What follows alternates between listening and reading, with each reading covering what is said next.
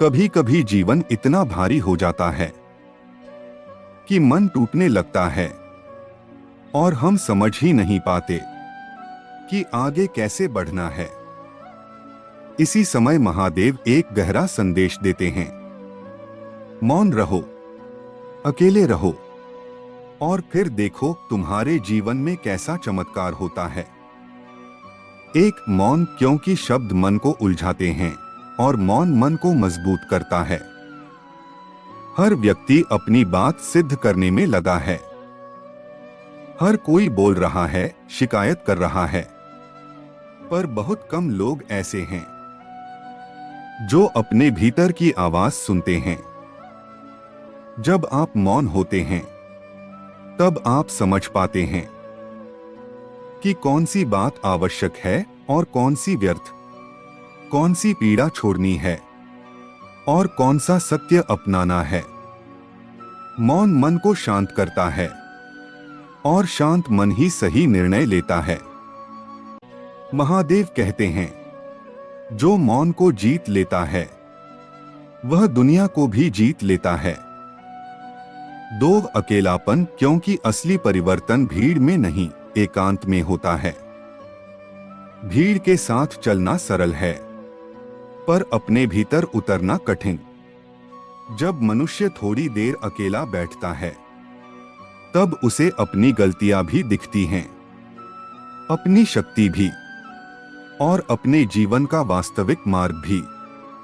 अकेलापन दंड नहीं है, यह भगवान का दिया हुआ अवसर है अपने आप को पहचानने का। 3, मौन और एकांत मिलकर मन के घाव भरते हैं।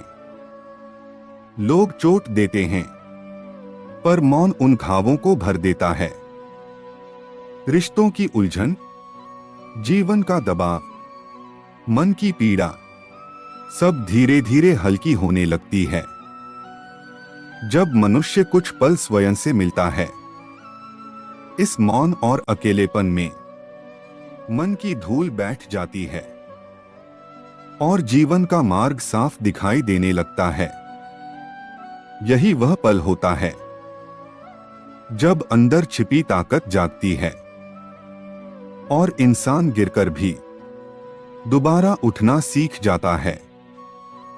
4, महादेव की कृपा मौन में ही उतरती है। महादेव शोर में नहीं आते, वे उस मन में आते हैं जो शांत हो चुका हो, थक चुका हो और अब मार्गदर्शन चाहता हो। जब आप मौन में बैठते हैं, जब आप थोड़ी देर अकेले रहते हैं, तो महादेव की ऊर्जा भीतर उतरने लगती है, बिना किसी ध्वनि के, बिना किसी प्रदर्शन के। और यही ऊर्जा मनुष्य को वह साहस देती है जिससे वह टूटे हुए स्थानों पर भी फिर से खड़ा हो जाता है। 5, अंतिम जीवन पाठ। मौन और एकांत मनुष्य को 3 उपहार देते हैं। पहला, शांति, जिससे मन का बोझ उतर जाता है। दूसरा, स्पष्टता, जिससे राह साफ दिखाई देती है। तीसरा, शक्ति, जिससे वह वही बन पाता है जिसके लिए वह इस संसार में आया है। इसलिए जब जीवन भारी लगे, जब कोई समझ न आए और जब मन पूरी तरह थक जाए, बस कुछ पल रुककर धीरे से अपने भीतर कहिए, महादेव मुझे राह दिखाइए।